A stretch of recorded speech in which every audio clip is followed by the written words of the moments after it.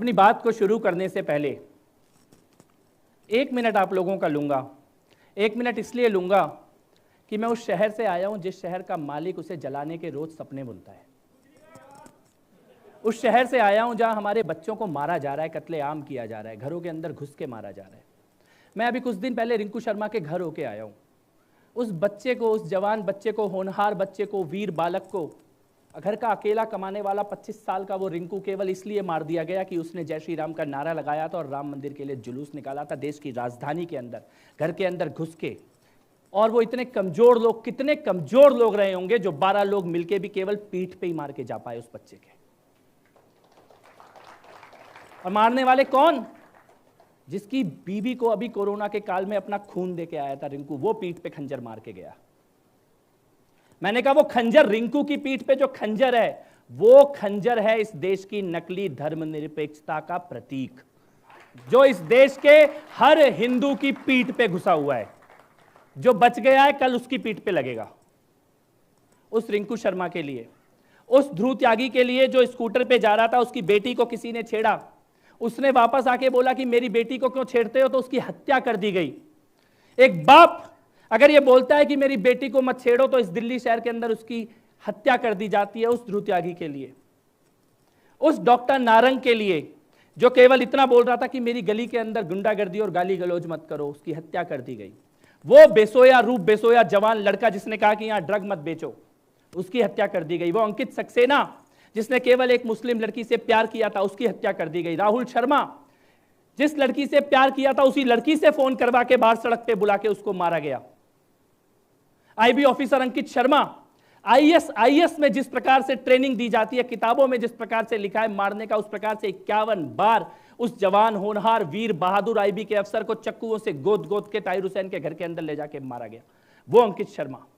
वो विनोद कश्यप जो अपनी गली के बाहर खड़ा था, उसको मार के गए। वो दिनेश खटीक, दलित समाज का वो आदमी जो बैटरी बेचने का काम करता है, केवल अपने काम के लिए निकला था, उसको मार के गए।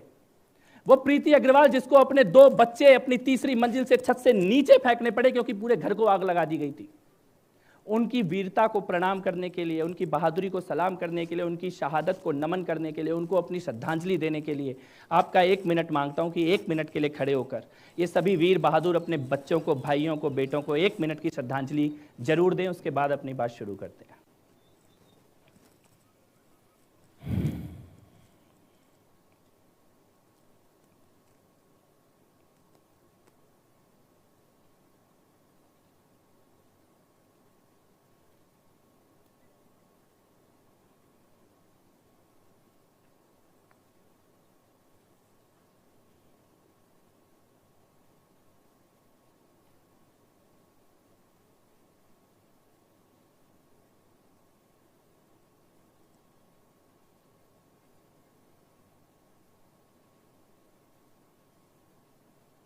ओम शांति। क्योंकि इतने लोग मारे गए, और ये तो मैंने केवल दिल्ली की बात बताई है, इस देश का ऐसा कोई शहर, ऐसा कोई राज्य नहीं है जहाँ पे केवल और केवल धर्म के कारण हिंदू लड़के लड़कियों को मारा जा रहा है। वो निकिता तोमर बिटिया, केवल उसने मना ही तो किया था शादी करने से, साथ रहने से, उसको मार दिया गया। ऐसी कितनी बहनें जिन्होंने शादी नहीं की तो मार दिया, शादी कर ली तो मार दिया, छेड़ने से मना किया तो मार दिया, ड्रग बेचने से मना किया तो मार दिया, लड़की से प्यार कर लिया तो मार दिया, गली को जलाने से मना किया तो मार दिया। ऐसे कितने लोगों को मारा गया है, कितने लोगों को मारा गया है। मैं एक बार चाहता हूं कि ये सभागार एक लाइन को 5 बार मेरे साथ मिलकर बोले। बोलेंगे क्या? लाइन ये है, हां मैं हिंदू हूं और ये कोई अपराध नहीं है। हां मैं हिंदू हूं और ये कोई अपराध नहीं है। हां मैं हिंदू हूं और ये कोई अपराध नहीं है। हां मैं हिंदू हूं और ये कोई अपराध नहीं है। हां मैं हिंदू हूं और ये कोई अपराध नहीं है। Thank you. ये बहुत जरूरी है इस बात को बार बार कहना, क्योंकि जो मारते हैं वही अपना विक्टिम कार्ड लेकर बैठे हुए हैं। कल यहां पे आने से पहले मैंने कुछ लाइनें लिखी थी, वो मैं यहां बोलना चाहता हूं। मैं यहां पे दर्द भी लेके आया हूं, गुस्सा भी लेके आया हूं, और एक रास्ता जो मुझे समझ में आता है वो रास्ते की बात करने के लिए भी आया हूं। मैंने ये लिखी थी लाइनें कल आते समय यहां पर, जब मैं आ रहा था इस कार्यक्रम के लिए, तो मेरे मन में कुछ भाव आए, वो भाव आपके सामने शेयर करना चाहता हूं। वो घरों को जलाते रहे, वो घरों को जलाते रहे और हम आग बुझाते रहे। वो घरों को जलाते रहे और हम आग बुझाते रहे। वो फिर भी मासूम बने हैं और हम फिर भी दंगाई हैं।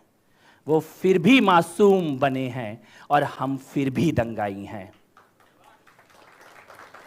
कोई नहीं गया अंकित शर्मा के घर में, कोई नहीं गया ये विनोद जी के घर में, कोई नहीं गया दिनेश खटीक के घर में। उसके घर में कौन गया? उसके घर में मैं गया, हम लोग गए, ये डिजिटल हिंदू कहलाने वाले लोग गए। वो रिंकू शर्मा के घर में अखलाक के पास जाने वाले केजरीवाल को टाइम नहीं मिला रिंकू शर्मा के लिए 2 शब्द भी ट्विटर पे लिख दे, लेकिन उसके लिए जब गए तो हम लोग गए। 9,000 लोगों ने पूरी दुनिया से मिलकर 1 करोड़ रुपया उसके परिवार को जाके दिया है। वो घरों को जलाते रहे, हम आग बुझाते रहे, वो फिर भी मासूम बने हैं, हम फिर भी दंगाई हैं। दिलबर गया, दिलबर नेगी 20 साल का लड़का, देखा है आपने कैसे मारा उसे? किस किसने देखा है दिलबर नेगी को?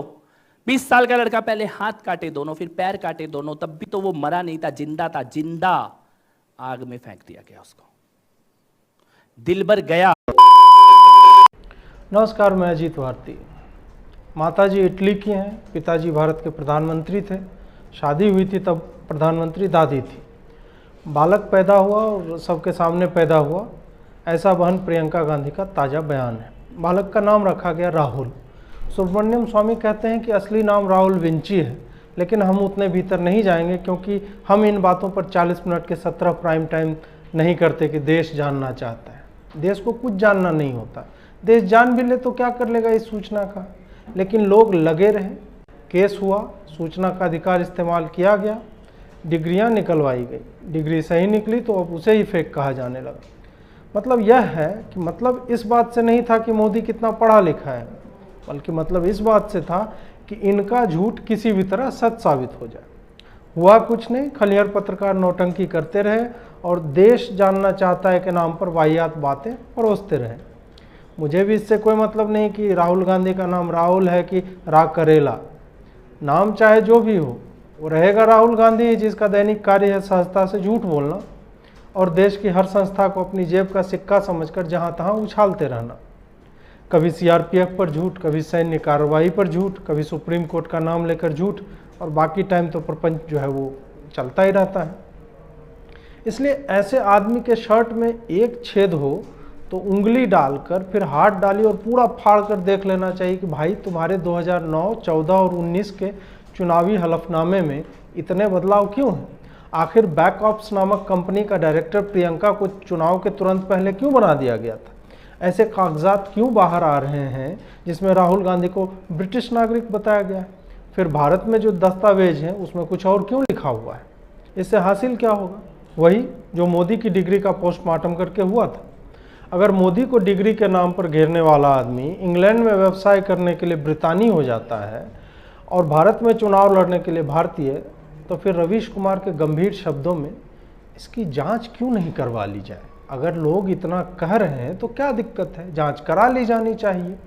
इससे किसी बात पर फर्क नहीं पड़ेगा, बस यह बात जाननी ज़रूरी है कि वह व्यक्ति जो सत्ता के शीर्ष पर बैठना चाहता है, उसकी पार्टी के मुख्यमंत्री देश के बड़े राज्यों में हैं जहां मिलिट्री एवं अन्य सुरक्षा संबंधी संस्थान हैं, उसकी प्रतिबद्धता एक व्यवसाय के लिए अंग्रेज होने से है, एक चुनाव के लिए भारतीय होने से है, या फिर उस हिंदुस्तान से जहां उसकी बहन ने कहा कि वो सबके सामने पैदा हुए थे? सवाल यह उठता है कि इस आदमी ने नागरिकता के बारे में झूठ क्यों लिखा? कहीं तो लिखा ही, या तो भारत के दस्तावेजों में या ब्रिटेन के। अंग्रेज़ों को अगर पागल बनाया तो ठीक है, क्योंकि उन्होंने 200 साल तक राज किया, तो थोड़ी टैक्स चोरी भी कर ली तो माफ़ किया जाए, लेकिन भारत सरकार को उस कमाई का टैक्स दिया कि नहीं, ये भी जानना ज़रूरी है।